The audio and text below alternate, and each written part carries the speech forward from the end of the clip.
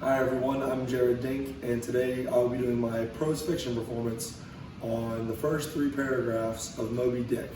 And here's how it goes. Call me Ishmael. Some years ago, never mind how long precisely, having little or no money in my purse and nothing particular to interest me on shore, I thought I would go sail about a little and see the watery part of the world. It is a way I have the driving off the spleen and regulating the circulation.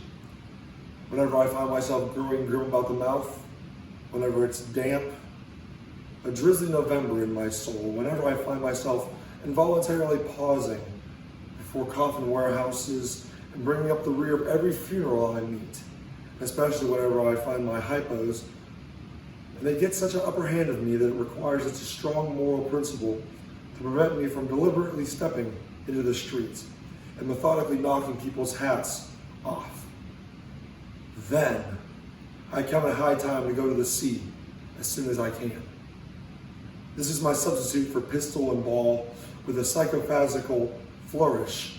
As Cato threw himself upon his sword, I quietly take to my ship. There is nothing surprising in this.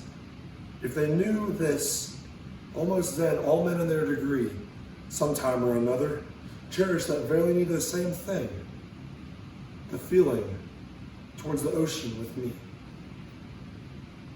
There is now the insular city of the Manhattoes, belted around wharves as in Indian Isles by the coral reefs.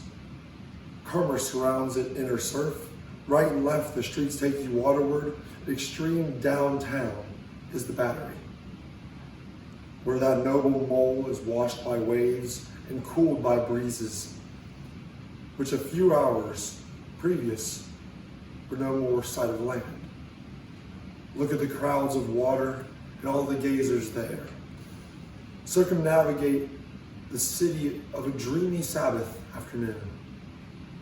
Go from the Shorelier's hook to Cotier's slip, and hence to Whitewall and northward.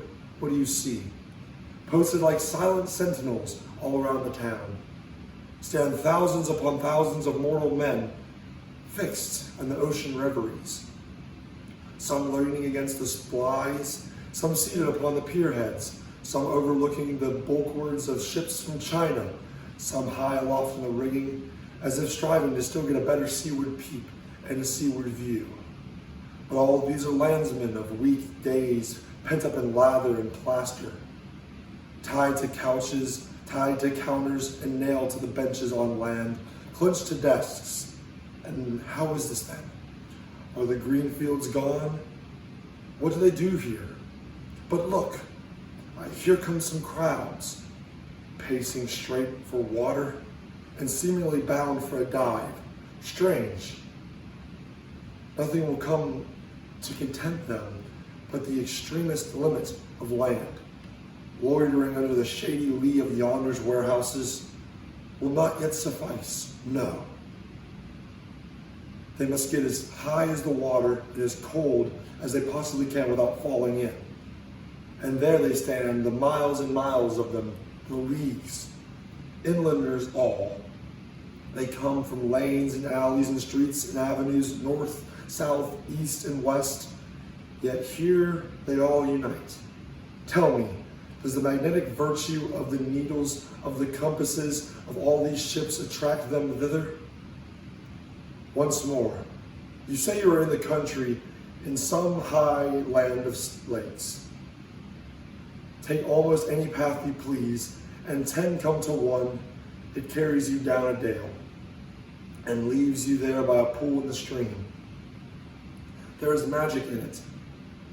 Let the most absent-minded of men be plunged into his deepest reveries. Stand that man on his legs instead of feet a-going, and he will inevitably lead you to the water. If water there be all that in that region, then you should ever be an Arthiath in the great American desert. Try this experiment if your caravan happens to be supplied with a metaphysical professor. Yes, as everybody knows, meditation and water are wedded forever.